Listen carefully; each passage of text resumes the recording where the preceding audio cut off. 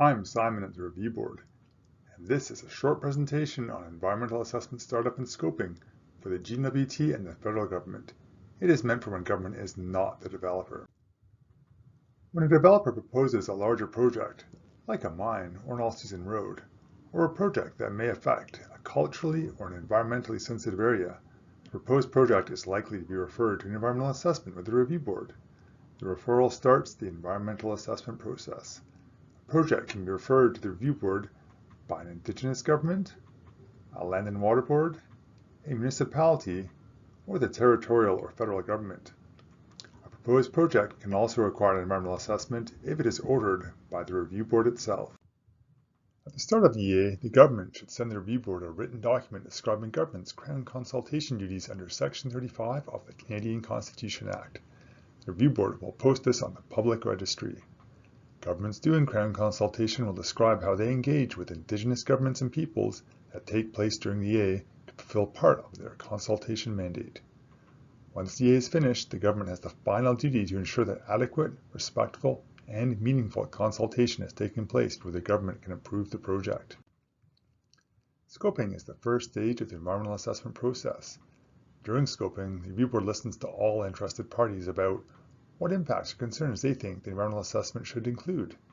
Knowing what impacts or concerns matter most to participants helps the Review Board carefully consider what issues to focus on throughout the environmental assessment. Scoping sessions are in person. They include Indigenous, territorial, and federal governments, as well as the developer and other interested parties. There are usually some scoping sessions for technical experts and some for communities. Scoping is very important. Time spent preparing for scoping can make a big difference to the whole environmental assessment. For the EA to scrutinize the impacts that matter to governments, the Review Board needs to hear from the government departments that have expertise on the impacts that the project may have. Before coming to scoping, government staff should familiarize themselves with the project, think about its likely impacts, and prepare a list of things the EA should focus on. Scoping is in person and it is important to have the right staff attend scoping sessions. This may include 1 or 2 staff from various departments. Scoping is another opportunity for governments to learn about the project. The developer will be there and can describe the project and answer any questions you may have. It is also an opportunity to learn what other parties think the important issues are. During scoping, the Review Board wants to hear about what impacts, issues, or concerns governments have with the proposed project.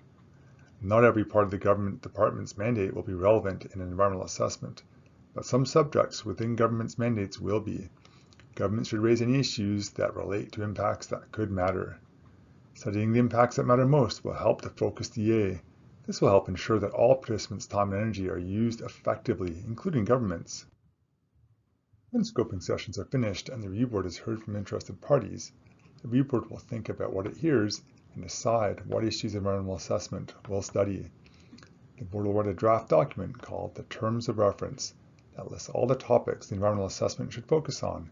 It will include questions the developer will answer about impacts and how they can be reduced or avoided. The Review Board will ask parties to review the Terms of Reference and decide if it is asking the right questions and prioritizing the right impacts. Once the Terms of Reference is finalized, the developer must answer all the questions in the document it will write called the Developer's Assessment Report, or DAR for short. For more information on this, please watch the short video on the Developer's Assessment Report. In environmental assessment, scoping is all about focusing on the impacts that matter. Thank you.